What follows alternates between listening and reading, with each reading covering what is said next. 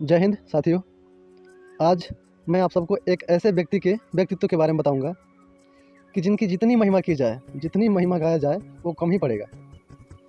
सच में आज हम एक ऐसे व्यक्ति की बायोग्राफी आपके सामने रखेंगे जिनके बारे में आप जानते तो ज़रूर हैं, लेकिन उतना नहीं जानते हैं जितना एक भारतीय होने के नाते आपको जानना चाहिए। तो शुरू करते हैं बिना देरी किए। दोस्तों, 10 साल की उम्र में न्यूज़पेपर बेचने वाला एक बच्चा जो आगे चल के भारत का राष्ट्रपति बन जाता है। आप समझ गए मैं किसकी बात कर रहा हूँ। दोस्तों, इस व्यक्ति की कही एक एक बात दुनिया के लिए एक सीख है, और ये दुनिया उन्हें मिसाइल मैन के नाम से भी जानती है। अब तो आप पक्का समझ गए होंगे। अगर अभी भी नहीं समझे तो हम इनके बारे में 1 बाय 1 सारे स्टेप्स आपको बता रहे हैं, इनका सारा जीवन गाथा। So please be here till last, क्योंकि आपको इनके बारे में और से जानना चाहिए, भारत के मिसाइल मैन के बारे में। ठीक है, तो हम शुरू करते हैं इनकी जीवनी।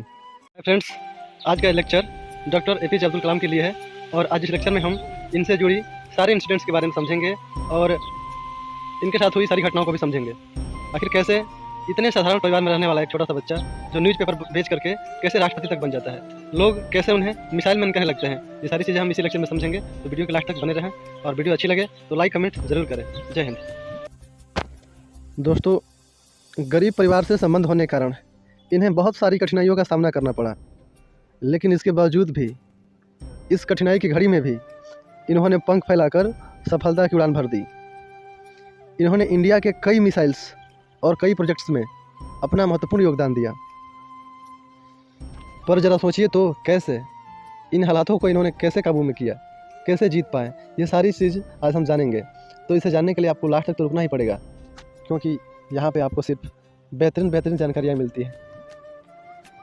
मेरे भाइयों, इस लेक्चर के माध्यम से हम अब्दुल कलाम के जीवन में होने वाली सभी घटनाओं को बारी बारी से समझेंगे और इनके ज़िंदगी से जुड़े कुछ माइंड ब्लोइंग फैक्ट्स को भी जानेंगे। दोस्तों, इनकी एक लाइन है, if you want to shine like sun first burn like sun. अर्थात यदि आप सूर्य की तरह चमकना चाहते हो तो पहले सूर्य की तरह जलना तो सीखो। इसलिए मैंने कहा कि इनकी कही एक एक बात पूरी दुनिया के लिए सीख है। दोस्तों, दुनिया को सूरज की तरह चमकाने वाले डॉक्टर APJ अब्दुल कलाम का जन्म 15 अक्टूबर 1931 में रामेश्वरम में हुआ था।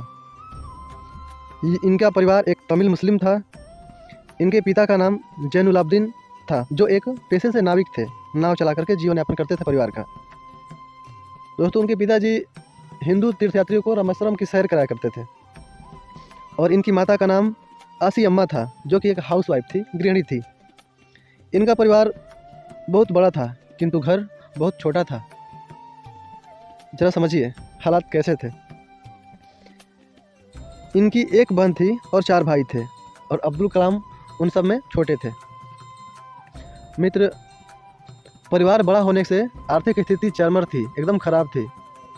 इसलिए 10 वर्ष की उम्र में ही कलाम जी ने परिवार के सहयोग हेतु न्यूज़पेपर बेचना आरंभ कर दिया। दोस्तों, ये फैक्ट जानने लायक है कि वो न्यूज़पेपर सिर्फ पैसों के लिए या परिवार चलाने के लिए नहीं बेचा करते थे। वो न्यूज़पेपर इसलिए बेचा करते थे कि उनकी जानकारी भी दृढ़ होती जाएगी, क्योंकि वो न्यूज़पेपर देने से पहले उसको पढ़ लिया करते थे। उम्मीद है आप धीरे धीरे उनके जीवन का आकलन कर रहे होंगे। दोस्तों, उनके जीवन में एक छोटी सी किस्सा है जो मैं आपको बताता हूँ। दोस्तों, एक बार वो अपने क्लास में एक पंडित छात्र जो कि उनका मित्र था, उसके साथ बैठे थे, बिल्कुल आगे के बेंच पर। लेकिन जब शिक्षक आए, उन्होंने कहा, अरे ये क्या, पंडित बच्चे के साथ तो बैठा है यहाँ पे, तुम जाओ पीछे बैठो। और बिल्कुल पीछे जा करके कलाम जी बैठ गए। और इस बात को लेकर के दोस्तों उन्होंने एक लाइन लिखी थी कि the best brains of the nation may be found on the last bench of the classroom. अर्थात जो सर्वाधिक विकसित या कामयाब मस्तिष्क है, वो किसी क्लास रूम के किसी वर्ग के बिल्कुल पीछे बेंच पर बैठने वाले बच्चों में ही होते हैं। दोस्तों, एक और उनकी मैं आपको इंटरेस्टिंग कहानी बता रहा हूँ। क्लास के लास्ट बेंच पर ही बैठकर कलाम जी ने एक गोल बनाया, और वो गोल था फाइटर प्लेन बनाने का। एक दिन उनके टीचर सुब्रमण्यम अय्यर क्लास में सिखा रहे थे कि चिड़िया कैसे उड़ती है, लेकिन ये बात किसी के पल्ले नहीं पड़ रही थी। तब टीचर ने सोचा कि अगर थ्योरेटिकल की बजाय अगर बच्चों को प्रैक्टिकली सिखाया जाए तो इससे बच्चे कम समय में अधिक सीखेंगे, और इसलिए वे अपने सभी छात्रों को लेकर के समुद्र के किनारे चले गए और उड़ते हुए चिड़ियों को देखने को बोला। साथ ही साथ ये भी कहा कि बच्चों, चिड़िया कैसे उड़ रही है, इसके एक एक बॉडी पार्ट पर आप एक एक पोजीशन को ध्यान दीजिए। और ये पोजीशन कलाम जी के माइंड में पूरी तरह सेट हो गया। तब से कलाम जी का सपना था कि फाइटर जेट ज़रूर बनाएंगे। उन्होंने कहा था, a small aim is a crime, have a great aim, अर्थात लक्ष्य को छोटा बनाना यह एक अपराधी है, हमेशा लक्ष्य बड़ा रखिए। दोस्तों, लेकिन अपना सपना पूरा करने में वो सफल शुरू में नहीं हो पाए। जब पहली बार कलाम जी ने अपना प्रोजेक्ट अपने प्रोफेसर को दिखाया तो प्रोफेसर ने मना कर दिया और बोला कि ये कुछ पुराना सा लग रहा है, कोई नया बनाओ। आपको पता है इंजीनियरिंग में प्रोजेक्ट तैयार करने में कितना समय लगता है? दोस्तों, इतना बड़ा प्रोजेक्ट बनाने में कम से कम 1 महीने का समय तो लग ही जाएगा, लेकिन दोबारा बनाने के लिए प्रोफेसर ने सिर्फ और सिर्फ मात्र 3 दिन का ही समय दिया।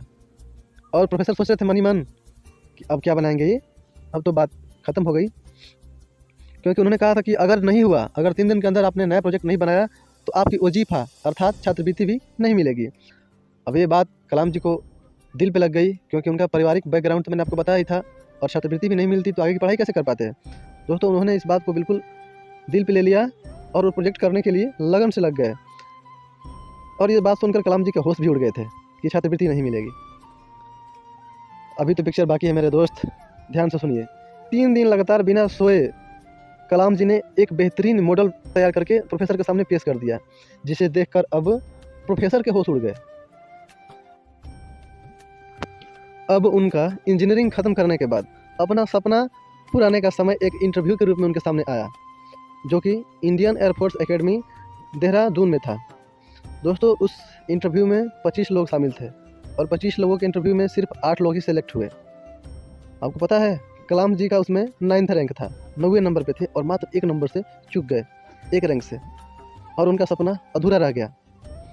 सेलेक्ट नहीं होने पर 1958 में अब्दुल कलाम जी ने DRDO अर्थात defence research and development organisation join कर लिया। शुरुआती के दिनों में इनको यहाँ भी परेशानी का तो सामना करना ही पड़ा। शुरुआत में असफलता का जो कारण था वो सिर्फ इनकी नहीं कह जा सकती थी, क्योंकि उस समय तकनीक भी तो नहीं था, असफलता का कारण तकनीकी भी था। दोस्तों, जिस घटना से अब्दुल कलाम जी का नाम मिसाइल मैन पड़ा वो इनका सक्सेस नहीं बल्कि फेलियर ही था। बात 1969 की है। 1969 में कलाम जी इसरो के प्रथम सैटेलाइट लॉन्च व्हीकल के डायरेक्टर के पद पे काम कर रहे थे। 10 साल के कठिन परिश्रम से उन्होंने एक रॉकेट को खड़ा किया। इस दौरान 1969 में इनके पिताजी का मौत भी हो गया, पर इससे वो घबराए नहीं और काम पे पूरी लगन शिद्दत के साथ लगे रहे। दोस्तों, इतना लाख मेहनत करने के बाद अगस्त 1979 को सैटेलाइट को लॉन्च किया गया, लेकिन सैटेलाइट सेकेंड स्टेज में जाकर के कुछ टेक्निकल इश्यू की वजह से वो जो रॉकेट था बंगाल की खाड़ी में गिर गया। प्रोजेक्ट फेल होने पर सभी ने उन पर खूब सवाल उठाया, खूब उंगली उठाई, लेकिन जो समय वहाँ के अध्यक्ष थे प्रोफेसर सतीश धवन, उन्होंने उनको सांत्वना दी और पूरा ब्लेम अपने सिर पर ले लिया, जो कि इसरो के चेयरमैन थे। दोस्तों, इस फेलियर के 1 साल बाद ही कलाम जी ने कई सफल रॉकेट लॉन्च किए, जिसमें अग्नि, पृथ्वी जैसे रॉकेट शामिल थे।